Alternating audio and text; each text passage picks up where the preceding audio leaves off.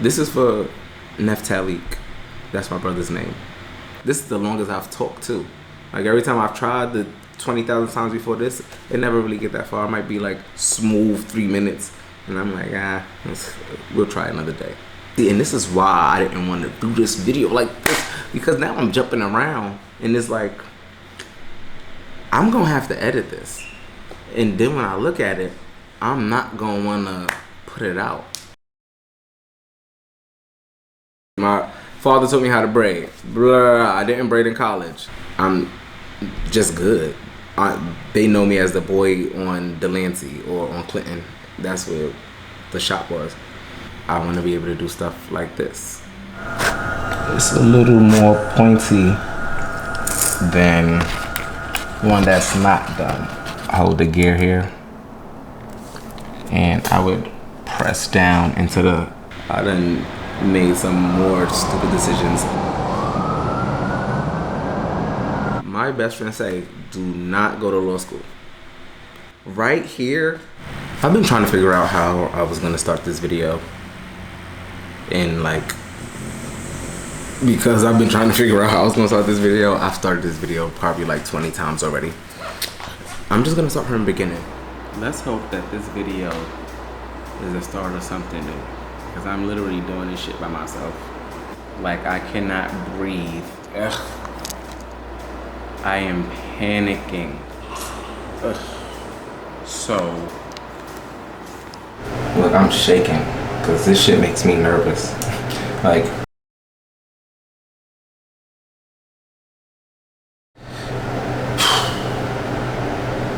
you put your art out into the world for people to interpret it, and it's, you know, it's their interpretation, but it's your art. You want people to love it or to love you.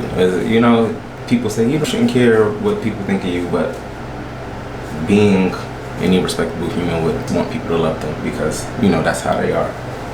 But I don't even know how. Hello, my name is Leiyohn. Here we are. I don't know how many times I attempted to start this video, and I'm back, and I changed.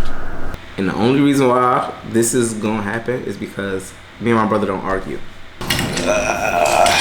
Give me a second. And I felt like he was yelling at me the other day. What's the excuse? What's the excuse? Like, trying to call me pussy. Like, so look, I'm about to make another excuse. You so good, put a video out. Tell them who you are. I'm like, man. No, ugly, because I called you yesterday. I know, I'm calling you back. I know, I'm calling you back. I'm supposed to be recording this YouTube video for the 50,000th time, like a regular introduction, like my story. I don't know where to start, but then I'm like, that might be too fucking much. You don't need to know everything that happened in between. Or start talking, nigga. Maybe while you talking, you'll get like, oh, okay, that's a great angle. Maybe we should just get in front of the camera and just roll it off. Beginning. I'm the oldest of 5 on my mother's side. I don't know what happened. I was 5. My father is the one who taught me how to braid though. I grew up in a house full of women. I didn't braid any of their hair. When my mother decided, oh yeah, we're gonna have 4 more kids, that's when I was able to practice. My sister had long hair. My brother who lives with me now, he had long hair. Everybody is of Hispanic descent, except for me, literally the black sheep. I was able to practice on them. My brother, who had the longest hair, he didn't care. He was just like, my brother here, do my hair. He never gave me no fuss. He always wanted his hair braided and shit. Up until today, he still be like, bro, when you go do my hair. From then, I was able to practice and build a portfolio. I'm like probably 10, 11, and I'm just taking pictures, and I had a disposable camera. My mother bought me a disposable camera, and then I had the envelope that you get when you get your pictures developed. Back in the day, they come in this envelope. I don't even know if people still, people don't develop pictures no more. I'm like, I want to go work in a salon at 13. She's like, go ahead, baby. If you feel like you could do it, I got you. And it's raining, but it's not like bad. I got my pictures like tucked in my coat, and I'm like, Jesus Christ. You see the lightning, you like, so I start walking faster, but that ain't help me. We were living in the Lower East Side of Manhattan at that time. I get to Houston Street and I run to the median, not thinking, oh, it's puddles here. Wet my little ass up, looking stupid. And these 2 cars passed me. Pitches wet, all on the inside of my jacket. It was like really bad, and then it was already pouring. I get to this salon called Nelly's, and I go to this guy who is in the back. I'm like, yeah, I want a job. I want to work here. I want to braid. He's like, braid. But he look at the photos and he's like, yo, you know when you get those photos wet, they start to bubble up and peel. It was the worst thing ever. Mind you, I'm skinny as hell. I'm 13. But he look at the photos and he's like, yo, you got something here. You could have the first chair and you don't have to pay me till you do your first hat. It was like a month and a half later. People just still walking past me. This guy come in and he like, I don't care who braid my hair. I got a job interview. I just need 2 braids. I did 2 braids and they were so fucking neat because I was nervous, but I was also rushing. Now, all the guys that was sitting there waiting like, yo, who you got next, bro? You got, oh, wow. Like, how do I say this? People associate doing hair with being gay, and that's not the case. Oh, he's really good. It's weird. I don't know. Lovey and Tiffany, they were always booked. So I'm just sitting there watching them braid all day, and I'm hoping and praying that somebody be like, I'll give you a chance. Yeah, you give me an opportunity, I'm gonna make sure that I make you proud. That's like my number 1 goal. Fast forward a year after that summer is next summer. I'm making a lot of money. Shit went downhill. It was just a lot of crazy stuff. I still got clients, so I'm working in the salon. It's the summertime. Me and my mother full out run away, whatever. Go to my aunt's house. Like, I ain't even gonna lie to y'all. Me and my mother did not see eye to eye. At 14, I got the fuck on. I packed my shit and I was out. I would say I ran away, but I didn't really run away. I went to my aunt's house. My aunt is like one of my favorite people on earth. And she saw me for who I was before I knew who I was, and just trying to survive. I don't know, this is gonna sound so crazy. Like, who the fuck did you think you were at 14 to just be going to run away? Well, I ain't run away. I went to my own house. I'm 16 now, and me and my mother not talking still. I'm no longer living at my aunt's house. I'm living in Brownsville, and my father came up to the school. The most hood gangster grills. My father said something to the principal that made the principal say, Leiyohn, go back to class. Shit was bad. I don't apply to colleges. Well, I do apply to colleges. Sarah Baltazar, she was the parent-teacher coordinator. She had my mother's number on speed dial. Fast forward, I'm at work at the cash register at McDonald's, and my mother walks in, which is fucking crazy. She walks in, and she like, hello, like attitude, sassy. And I'm like, hello, mother. Like, hi, ma. What's up? She like, oh, so we going to college? And she got like 3 acceptance, like the big packages, not the little envelope, not the denial. So I got accepted to Morehouse, Morris Brown, and Clark. At that time, Morris Brown didn't have their accreditation, and I didn't want to go to no all-boys school, no shade. Boom, Clark Atlanta University, 2007. I did not braid at all in college. My ultimate goal was to become a lawyer. Got my bachelor's in criminal justice with a minor in sociology and a minor in English.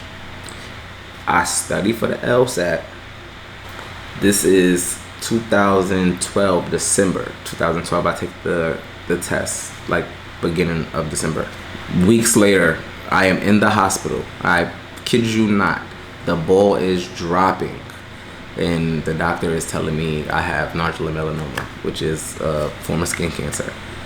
And I'm on the phone with my mother and be counting down. And at this point, me and my mother had made up, but I remember calling her to tell her before, and that conversation went crazy. She hung up on me. She always trying to take you away from me. I'm like, because my mother felt like my grandmother wants me to herself. Girl, I ain't that. Like, she killed me before I could even go through any kind of treatment. My grandmother has been gone since the 9th grade. When she passed away, in her will, she has a plot for me next to her. And then my grandmother passed away from cancer. And then when I call my mother and I tell her, I'm like, Kenyatta, this is what the doctor said. I had to go through treatment and stuff like that. But I graduated with 3.86 GPA. My transcript, disgusting. But I did manage to apply to a grad program at Clark Atlanta when I say last minute, I mean like maybe the day before, because I already went to the school. They like, oh yeah, and I knew the dean, she loved me. Instantly got accepted like that. So I'm doing a summer program, or trying to do the summer program, but I'm also going to chemo. I didn't do anything. I didn't braid. I just was going through that phase of my life until I got better, and then I went and I finished school, because why not? I get my LSAT scores back. The highest you can get is 180. I scored 172. She's like, these people are calling me, telling me that your scores are so good. I didn't give her my login or nothing. And then one day I just sent her the thing. She said, Leiyohn, what are you gonna do? I said, well, I have to finish my master's program, and then I'll go. My ultimate goal was to go to Berkeley. My best friend said, do not go to law school. I looked at him, I said, if I don't go to law school, you gotta grow your hair out. Why would I grow my hair out for you? What you gonna do? You don't cut hair, you don't braid? Well, you don't know that I could do those things. Yeah, that was it. Mind you, I fast forward mad far. But this is the time. It's 2016 now.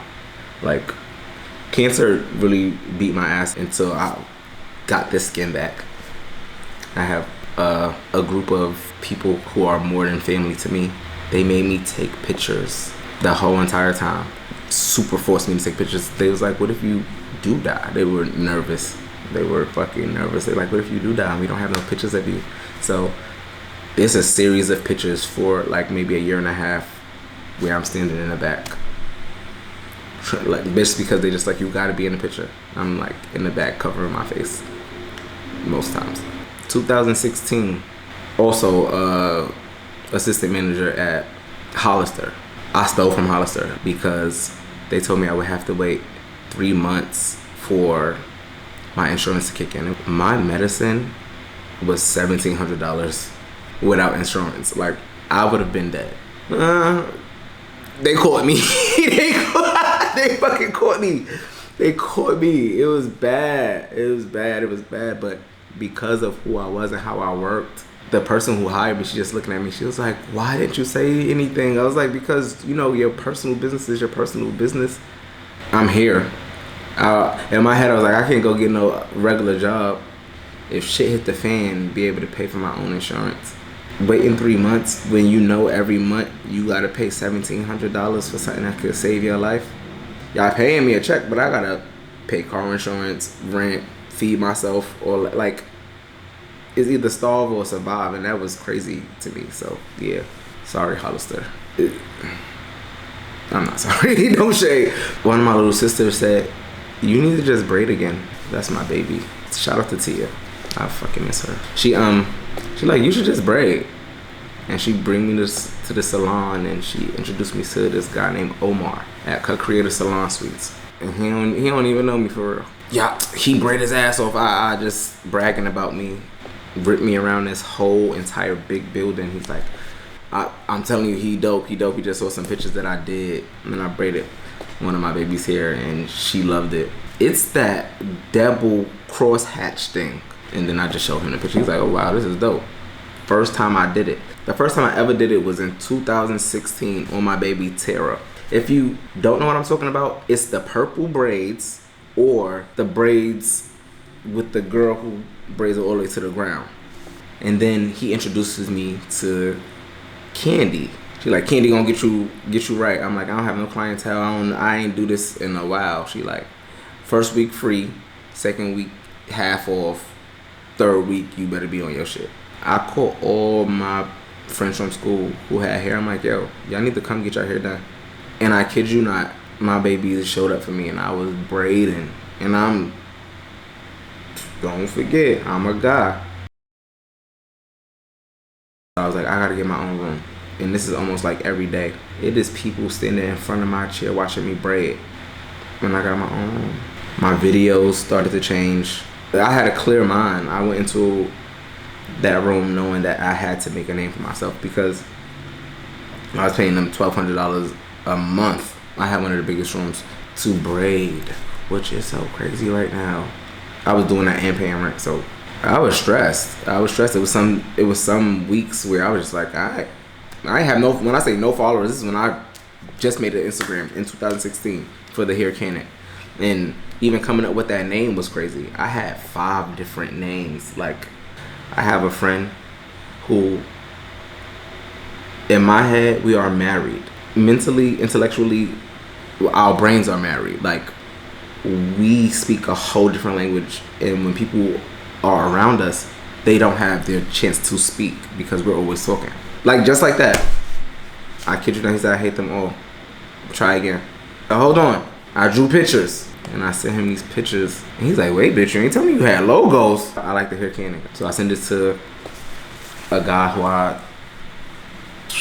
when I said I just knew he was going to get it right. I sent the drawing to him. He came back with the logo, and it was way better than my drawing. That logo that you see, the hair cannon, he created that on his own. Like, he added the gears and the nuts and the combs and all of that. This should be the beginning of the story. No shade. Right here, this should be the beginning of the story.